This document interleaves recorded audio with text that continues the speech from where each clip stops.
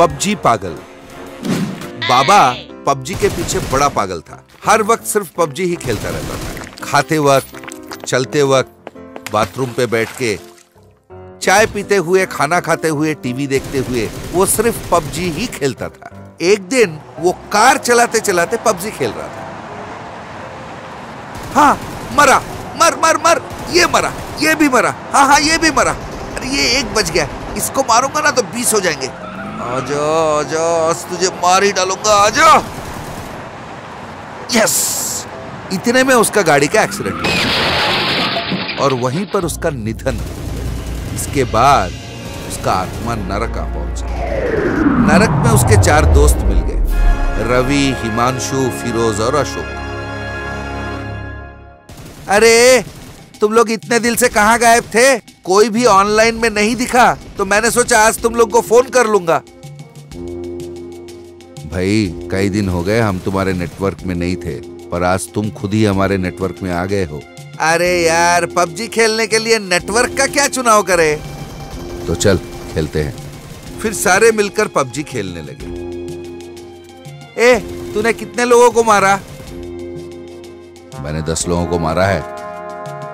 ए छोड़ना, मैंने 12 लोगों को मारा है। इस तरह एक दूसरे का गिनती देख रहे थे। इतने में यमदूत वहां पहुंचे।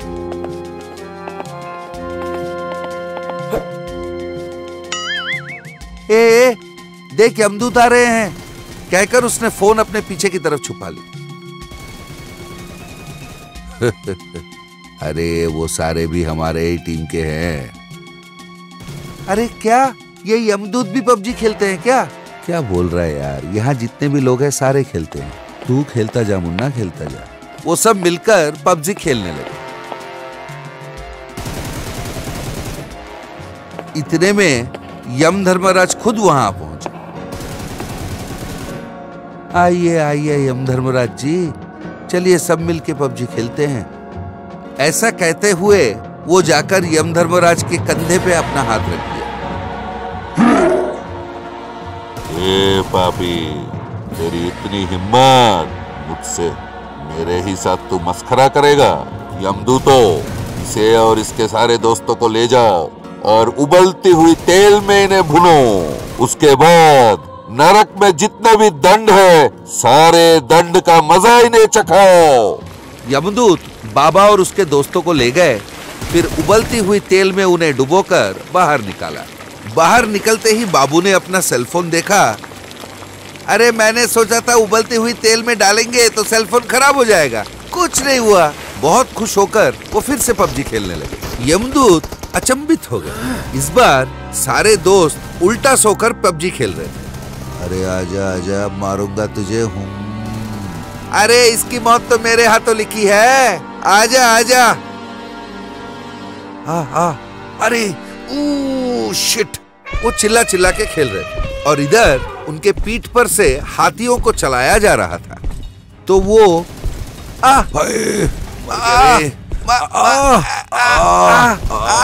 इस तरह चिल्लाने लगे। उन्हें देखकर यमदूतों को फिर से धक्का लगा।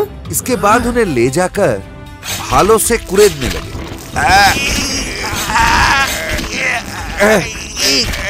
इस तरह वो करहा रहे थे। इसके बाद एक के बाद एक नरक में जितने भी दंड थे उन पे आजमाया गया, पर उन्हें कोई फर्क नहीं पड़ा। इन सब के बीच वो पबजी खेलते ही रहे। उनको देख के यमदूतों का होश उड़ गया और वो सीधे यम धर्मराज के पास जा पहुंचे।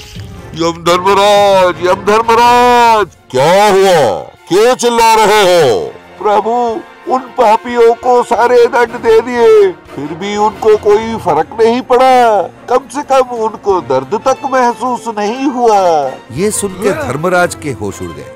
नरक के बाकी पापियों को भी वो भ्रष्ट कर रहे हैं प्रभु। सिर्फ पापियों को ही नहीं प्रभु, वो तो हम यमदूतों का भी भ्रष्ट कर रहे हैं। कुछ यमदूत तो सब कुछ छोड़ के पबजी खेलना शुरू भी कर दिए हैं।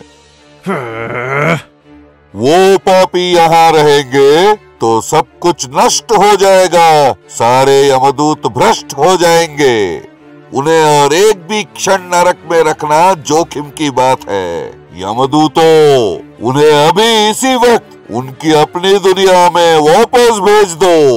साथ साथ नरक के गेट के बाहर बोर्ड टांग दो कि पबजी खेलने वाले को यहाँ जगह नहीं मिलेगा। इसके बाद यम धर्मराज के आदेश अनुसार उन लोगों को नरक से भी निकाल दिया गया और नरक के बाहर एक बोर्ड टांग दिया गया कि पबजी खेलने वाले को यहाँ स्थान नहीं मिलेगा। रामू गरीब घर में पैदा हुआ था। बचपन में ही उसकी माँ गुजर गई थी और उसका बाप शहर में कूलीगिरी किया करता था। रामू के घर के आसपास बड़ी बड़ी इमारतें थी और उन इमारतों में रहने वाले बच्चे बड़े ऐशो आराम से रहा करते थे। तरह तरह के खेल खेला करते थे, जो मन में आए खरीद के खाया करते थे और दूर से उनको देखकर रामू मन में सोचता था कि वो भी उनकी तरह खेले और उसे भी उनके जैसे खाना खाने को मिले। पर गरीब का इच्छा कहाँ पूरी होती थी। उसका उम्र बढ़ने लगा। उसके बाप ने उसे 10वीं कक्षा तक पढ़वाया, फिर पढ़ाई छुड़वा दिया। रामू बड़ा तो हो गया था, पर उन अमीर बच्चों की तरह रहने की, खाने की उसकी इच्छा मरी नहीं थी। वो इस तरह के आशा मन में लिए जिए जा रहा था। एक दिन उसने देखा एक पिज्जा कॉर्नर पर 2 बच्चे पिज्जा खा रहे थे। रामू वहीं खड़ा उन्हें देखता रहा जब तक वो खाते रहे और मन ही मन सोचता रहा, छी क्या जिंदगी है, दूसरों को खाते देखता रहता हूँ पर आज तक एक बार भी खा नहीं पाया। आज तो किसी भी तरह पापा से पैसे लेकर मुझे एक पिज्जा तो खाना ही पड़ेगा। ये सोचकर वो अपना घर पहुंचा। घर में उसका बाप कोई काम कर रहा था। वो अपने पापा के पास गया और बोला, पापा मुझे कुछ पैसे चाहिए। ये ले। उसने जेब से 1 रुपए निकाल के दे दिया। गुस्से में आकर रामू ने उस 1 रुपए को जमीन पे फेंक दिया। मुझे 1 रुपए नहीं चाहिए, 500 रुपए चाहिए। ये सुनकर रामू के पापा को थोड़ा धक्का लगा। वो हंस के बोला, 500 चाहिए? तेरा बाप कलेक्टर नहीं है, हमाली है। मेरा एक दिन का कमाई 100 रुपए है बेटा। वो सब मुझे नहीं पता, मुझे 500 रुपए चाहिए। अरे 500 रुपए नहीं है बेटा। वैसे भी 500 का तो करेगा क्या, किस लिए चाहिए? मैं कुछ भी करूंगा, मुझे 500 चाहिए, दो। बिन माँ का बच्चा है तो मैं चुप हूँ, मेरे हाथ से मार मत खा, चुपचाप चला जा। रामू वहीं खड़ा रहा। जब भी मांगा मना कर दिया, एक दिन भी पैसे नहीं देते। तेरा बाप लाखों रुपए नहीं कमाता है, जब मांगेगा 100 निकाल के दे देगा। एक मामूली कूली हूँ, 10 रुपए दे सकता हूँ, जो मन में आए खा लेना, 500 नहीं है मेरे पास। कहकर वो अंदर चला गया। रामू गुस्से से बाहर चला गया और रास्ते पे चलता हुआ जा रहा था। मेरा बाप तो पैसा देगा नहीं, पर किसी भी तरह मुझे आज पिज्जा खाना ही है। ये सोचकर वो एक पिज्जा कॉर्नर आ पहुंचा। अंदर 2-3 लोग बैठकर पिज्जा खा रहे थे। रामू भी अंदर चला गया और एक जगह पे बैठ गया। वेटर ऑर्डर पूछने आया। बोले सर, थोड़ी देर रुक जाओ, मेरा एक दोस्त आने वाला है। ठीक है सर, कहकर वेटर चला गया। वेटर के जाते ही वहां जो लोग बैठकर पिज्जा खा रहे थे, रामू उन्हें ताड़ता रहा और मन ही मन सोच रहा था, क्या करूं? इतने में उसने देखा वेटर हाथ में पिज्जा लेकर आ रहा था। ये देखकर रामू ने सोचा, जो होगा देखा जाएगा। वो पिज्जा लेके आ रहा है, आहिस्ते से उसके हाथ से पिज्जा छीन लूंगा और यहाँ से भाग जाऊंगा। ये सोचकर वो वेटर के सामने आ गया। इधर उधर देखा और उसके हाथ से पिज्जा छीनकर भागना चाहा, पर दरवाजे पे खड़े सिक्योरिटी गार्ड्स ने उसे पकड़ लिया। बेचारा रामू डर गया। सिक्योरिटी गार्ड्स उसे पकड़ के मारना चाहते थे। सर माफ कर दीजिए सर, अनजाने में हो गया, ये एक बार मुझे जाने दीजिए, मैं आपके हाथ जोड़ता हूँ। क्यों बे चोर कहीं का, क्या सोचा था भाग जाएगा? देखने में तो मासूम दिख रहा है और इसीलिए छोड़ रहा हूँ। फिर कभी यहाँ दिखाना, हाथ पैर तोड़ दूंगा। फिर ऐसा नहीं करूंगा सर, थैंक यू। किसी भी तरह वो वहां से जान छुड़ा के बाहर आ गया। रास्ते पे चलते हुए जा रहा था और सोच रहा था, बाप रे, आज सुबह तो बड़ी अच्छी समय पे जागा मैं, मार पड़ने से बच गया। ऐसे चोरी वोरी नहीं कर सकता, पिज्जा मुझे ही बनाना पड़ेगा, यही सही होगा। फिर वो अपने घर आ पहुंचा, पर पिज्जा किस तरह बनाते हैं वो नहीं जानता था। घर पर उसे आटा मिला, उसने आटे में पानी मिलाया, उसे गूंदा और एक मोटा सा चपाती जैसे बना लिया। लकड़ी के चूल्हे में उसने आग जलाई और चूल्हे पर उसने तवा रख दिया। तवे पे उसने चपाती रखी और कुछ देर वहां बैठा रहा। फिर उसने ढक्कन हटाकर देखा, चपाती का निचला हिस्सा जल गया था। उसने उसे चूल्हे पर से उतार लिया। हाँ, ये पिज्जा जैसा दिख रहा है सोचकर उसने उसे खाना चाहा। एक टुकड़ा मुंह में डाला और उसने बाहर थूक दिया। तेरी की पिज्जा बनाना चाहा तो ये जल ही गया, कहकर उसने पिज्जा को वहीं पर छोड़ दिया। ये पिज्जा विज्जा बनाना मेरी बस की बात नहीं है, कुछ और करना पड़ेगा। क्या किया जाए वो सोच रहा था और इस तरह 2 दिन बीत गए। वो जिस गली में रहता था वह एक बड़ा सा कन्वेंशन हॉल था। उस कन्वेंशन हॉल में किसी का फंक्शन हो रहा था। रामू को पता चला उस फंक्शन में पिज्जा स्पेशल आइटम था। भगवान, पिज्जा खाने का मेरा इच्छा को तुम इस तरह पूरा कर रहे हो। थैंक्स भगवान, मेरी बात आपने सुनी भगवान। आप है भगवान, आप है। फिर वो उस फंक्शन पर जा पहुंचा। पिज्जा स्टॉल के पास लंबी लाइन लगी हुई थी। रामू भी कतार में लग गया। हाँ, आज पिज्जा खाने का मेरा इच्छा पूरा हो जाएगा, ये सोचते हुए मन में आशा लिए वो इंतजार कर रहा था। आगे बढ़ते बढ़ते वो पिज्जा स्टॉल का करीब पहुंच गया था और पिज्जा स्टॉल तक पहुंचने ही वाला था, पिज्जा खत्म हो गया। रामू का हालत फिर से ढीला हो गया। भैया एक पिज्जा दे दो भैया, प्लीज भैया एक दे दो। अरे खत्म हो गए यार, थोड़ा देखो ना नीचे कहीं कोई टुकड़ा पड़ा होगा। अरे टुकड़े उकड़े खत्म हो गए, जाओ भाई। फिर उन लोगों ने स्टॉल बंद कर दिया और वहां से चले गए। रामू वहीं खड़ा रहा। धत तेरी की मेरी फूटी किस्मत। अरे यार, पिज्जा खाने का मेरा इच्छा पूरा होगा नहीं क्या? भगवान, थोड़ी देर पहले मैंने आपको थैंक यू कहा, कितनी तारीफ की आपकी। ए तुम नहीं हो, जाओ। ये कहकर वो वहां से घर की ओर निकल पड़ा। चलते चलते सोच रहा था, अब मैं पिज्जा खाऊं तो कैसे खाऊं? चोरी मैं कर नहीं सकता। एक काम करता हूँ, भीख मांगता हूँ, जो पैसे मिलेंगे उससे पिज्जा खरीद के खाऊंगा। उसने ऐसा ठान लिया। फिर दूसरे दिन भीख मांगने निकल पड़ा। फटे पुराने कपड़े पहन लिए, मुंह पर कालिक पोत लिया और आने जाने वालों से वो भीख मांगने लगा। बाबा एक 10 रुपए दो ना बाबा, खाना खाए 10 दिन हो गए बाबा, एक 10 रुपए दो ना बाबा।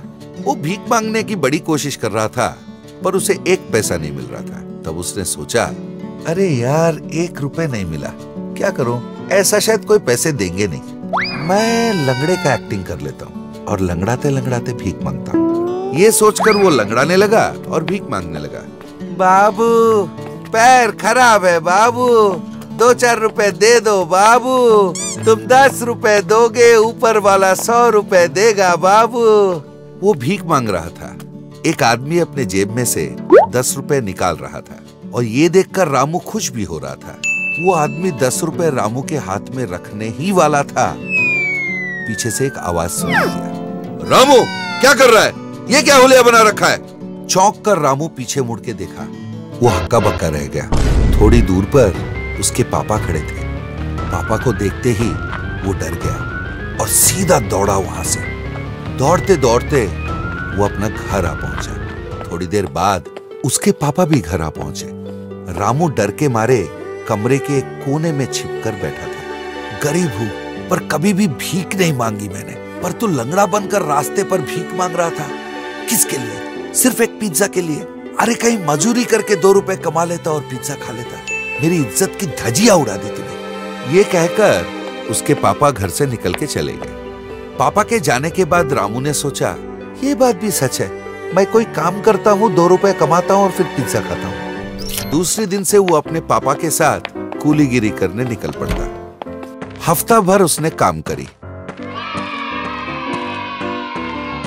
पिज्जा खरीदने के पैसे जमा किए और अपने पापा को साथ लेकर वो पिज्जा कॉर्नर आ पहुंचा।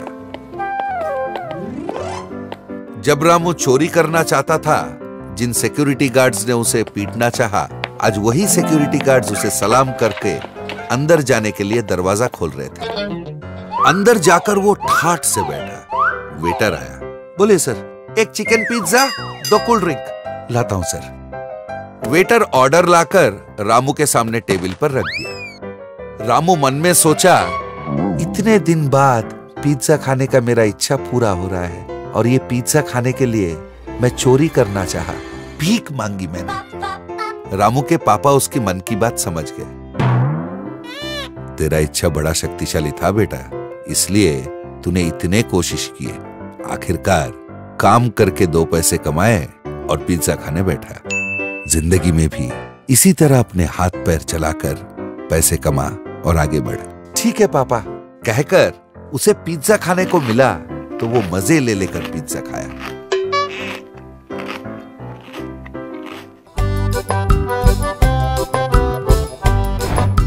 गोविंदा के गोलगप्पे पूरे शहर में मशहूर थे।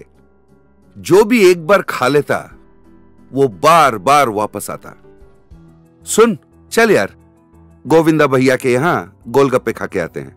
अरे यार, इतनी दूर मैं नहीं जा सकता, आज तो रहने ही दे। अब क्या करे बोल, पूरे शहर में एक गोविंदा भैया ही तो हैं जो गोलगप्पे का ठेला लगाया करते हैं। तो चल फिर खा के आते हैं। गोविंदा भैया का व्यापार जोर शोर से चल रहा था, और अब गोविंदा भैया को शादी करनी थी, एक मोटरसाइकिल भी खरीदनी थी। अरे हम ही तो हैं इस शहर के गोलगप्पा डॉन, फिर भी शादी नहीं कर पा रहे हैं, ओवर एज हो जा रहे हैं। अरे थोड़ा ज्यादा पैसा कमा लिए तो क्या हर्ज है। धनिया पुदीना का दाम तो बहुत बढ़ गया है, मैं इस पानी में थोड़ा रंग ही मिला देता हूं और बाजार से पुराने सस्ते आलू लेकर उनका इस्तेमाल कर दूंगा। अरे किसको क्या पता चलेगा भैया। रोज की तरह ठेले पर भीड़ जमा होने लगा। भैया 1 प्लेट और खिलाओ ना। हाँ हाँ तो लो ना भाई, थोड़ा तीखा और डाले क्या। हाँ हाँ डाल दो। रुको भैया, आते हैं। हाय, मेरे पेट में दर्द हो रहा है और रात से उल्टियां भी हो रही है। इधर रवि की तो दस्त से हालत पस्त हो गई थी। भैया ORS का घोल पिलाए हैं अभी। हाँ, हम तीनों ने पानी पूरी खाई थी गोविंदा भैया के यहाँ, लगता है उसमें ही कुछ गड़बड़ है। चल कॉर्पोरेटर मामा को बताते हैं। क्यों गोविंद, क्या ये बच्चे सच कह रहे हैं? अरे नहीं नहीं सर, ऐसा तो हम कर ही नहीं सकता हूं ना। चल झूठा कहीं का। अच्छा, तेरे लिए तो हम सजा के 3 ऑप्शन रखे हैं। नंबर 1, अपने सारे गोलगप्पे तुम खुद ही खाओगे, या नंबर 2, 50 कोड़े खाओगे तुम, या नंबर 3, तुम 50,000 का जुर्माना भरोगे। हाँ हाँ क्यों नहीं, ये नहीं, मुझे तो कस के आई, अब और मुझसे नहीं होता सर, माफी दे दो। तो ठीक है राजा बाबू, अब तू 50 कोड़े ही खा ले। आई मर गया, मर गया, अरे गया रे, अरे फट गया रे, अरे बाबा रे, अरे मर गया रे, माँ बा, अरे रुक रे, अरे बाप रे बाप, आई आई भागो, इशी आपके पैर पड़ता हूं सर, कोई और रास्ता नहीं है क्या? ठीक है, तो 50,000 रुपए जुर्माना ही भर दो। जान बची तो लाखों पाए। Thank you sir, thank you very much. इस कहानी से हमें यह सीख मिलती है कि लालच बुरी बला होती है और अपनी गलती हमेशा मान लेनी चाहिए। दादा टीवी इस तरह के कई और मनोरंजक और ज्ञानवर्धक कहानियों के लिए बने रहिए हमारे साथ।